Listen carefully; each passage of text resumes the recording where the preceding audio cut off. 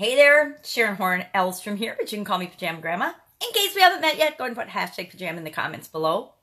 In this video, we are going to chat about DIY, do it yourself. Do it yourself what? Do it yourself everything. How many of you, show of hands, comment DIY, hashtag DIY below. How many of you do way too many things yourself? How many of you put too much pressure on yourself to do everything? If you're a woman, I can pretty much guarantee that you are a DIY overdoer because I think it's kind of inherent in our nature. A lot of guys are that way too, workaholic guys, absolutely type A personalities. We all try to do so many things ourselves. And by doing that, we're robbing ourselves of the ability to actually work and live in our genius zone, or doing the things that bring us the most joy, that make us happiest, and that actually contribute the most to the world, because they're the things that we're best at. They're our natural gifts, the things that we are absolutely awesome at. Doing it yourself is great if you're looking to get personal development or personal improvement in a certain area of your life that is contributing to your genius zone. But I don't know about you, I often find myself in this learning loop where I'm actually using learning as a form of procrastination. I'm telling myself I have to learn how to do something myself before I can get it done for my life or for my business. And I don't know where that belief comes from, but it's absolute nonsense. I don't have to be able to do absolutely everything in my life or in my businesses to make my life work. Just got a haircut, weird bangs, haven't had bangs and a part for, I don't know, probably decades. It's probably been 30 years, no, maybe not 30 years. Let's say, oh yeah, 25, 30 years since I didn't wear a hairnet, and in a lot of instances, one of those hard hat helmets to my corporate job and to my business. I had a food business where you had to wear a helmet, not a helmet, but you had to wear a hairnet every single day.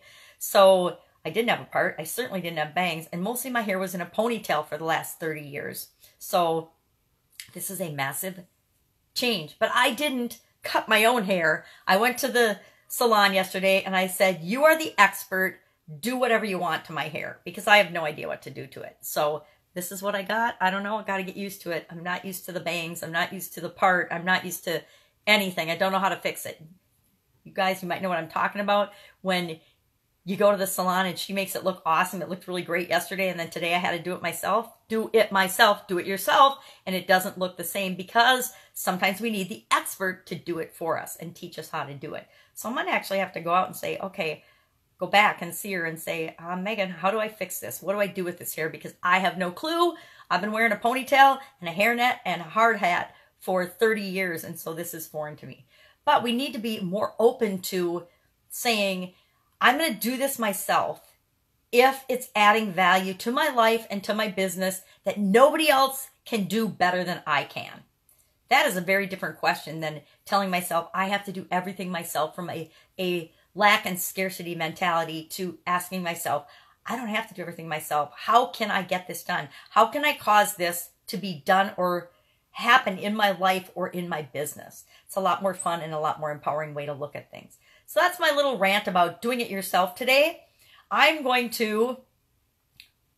actually not going to do it all myself today. I'm going to do one thing myself. My one thing that I'm doing today is identifying the biggest challenges and problems to women business owners so that I can move forward with my Women's Summit.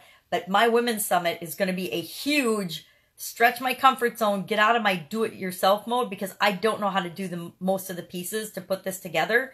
And I'm going to need to rely on other people to help me and show me and teach me and to do it for us, because I don't have the time and energy to do it all myself. Big projects are awesome for this, because we know that we can't do it all ourselves. That's why I love big projects and big dreams and big goals, because I know that if I'm going to make that happen, if I'm going to cause that change in my life or in the world, I can't do it myself. I have to be in relationship and establish relationships to work with other people that want to share my vision and want to be a part of the bigger project, the bigger dream, the bigger goal. And those are a lot more fun to achieve anyway than our little, oh, I want a new car. Yep, you can get a new car yourself. You can get a new house yourself. You can get a new wardrobe or job or whatever you want yourself. But it's the big projects that make our lives worth living that we have to get help from other people and involve other people in. That's it. Have a fantastic day. I will see you tomorrow. We can watch how I try to figure out how to do my hair and if I have to get an expert to help me, because I'm probably going to need to not do it myself. Bye. Have an awesome day.